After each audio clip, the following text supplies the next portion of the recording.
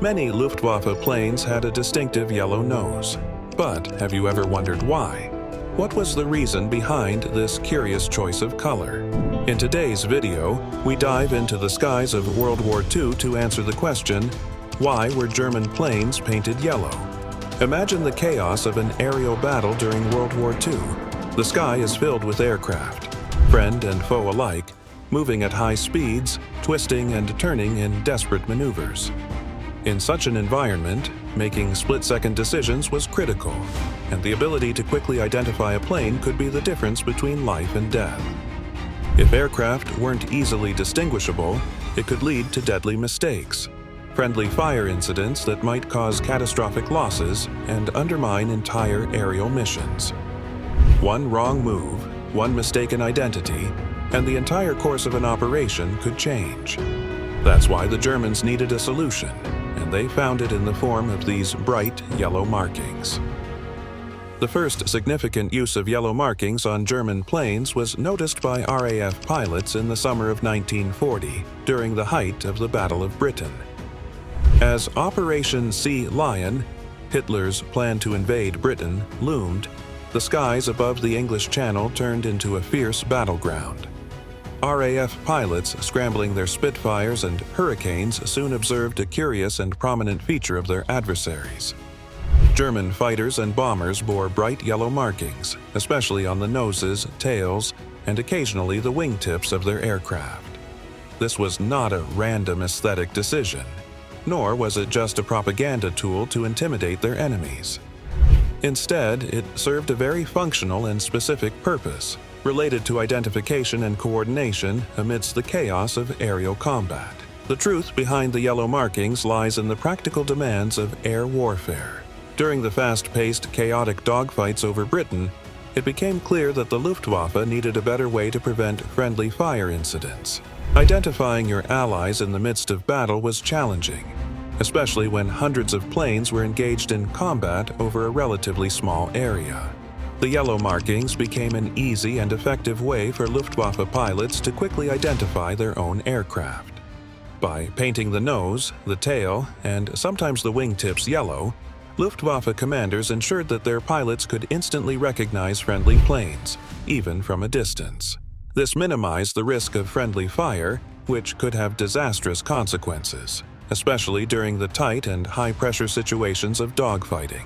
This decision wasn't just about identifying individual planes, but about creating a visual distinction across entire squadrons, enabling quicker recognition during large-scale battles.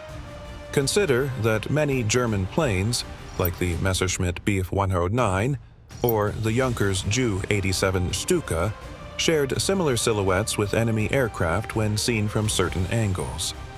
Adding distinct, high-contrast markings greatly reduced the chances of misidentification.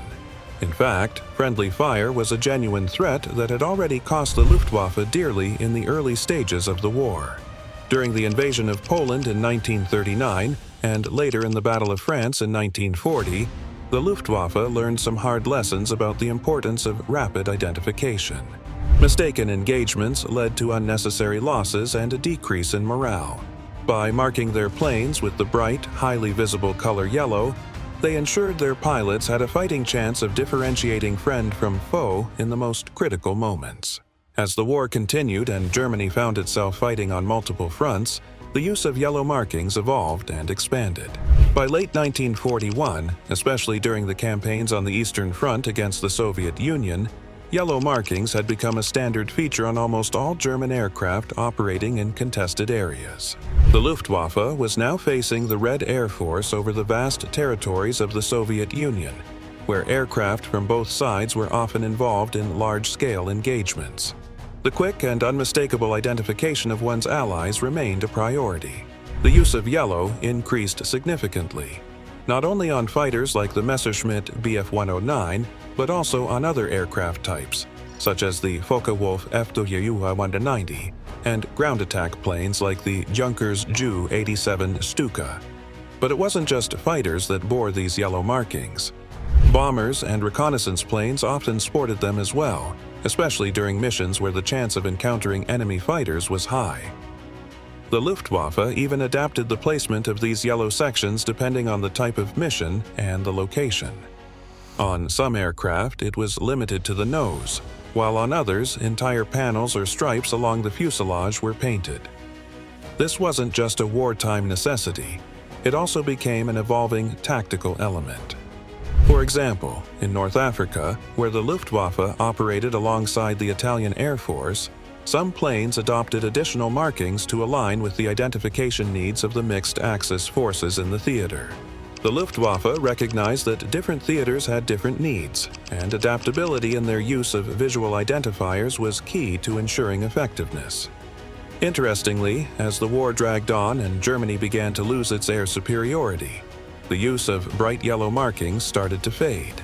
By 1944, the Luftwaffe was facing relentless pressure from Allied bombing raids, and stealth became more important than ever. In an effort to blend in and avoid detection, the bright yellow sections were often reduced or even completely removed. It became a balance between remaining identifiable to friendly units and avoiding drawing attention from the increasingly dominant Allied air forces. So, did you know that this was the reason behind the bright yellow markings on German planes during World War II? If not, what did you think was the purpose of these distinctive colors?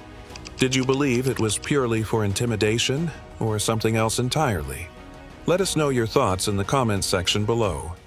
Your perspective helps make this channel a better place for historical discussion, and we'd love to hear from you. Thank you so much for watching, aviation enthusiasts and history buffs.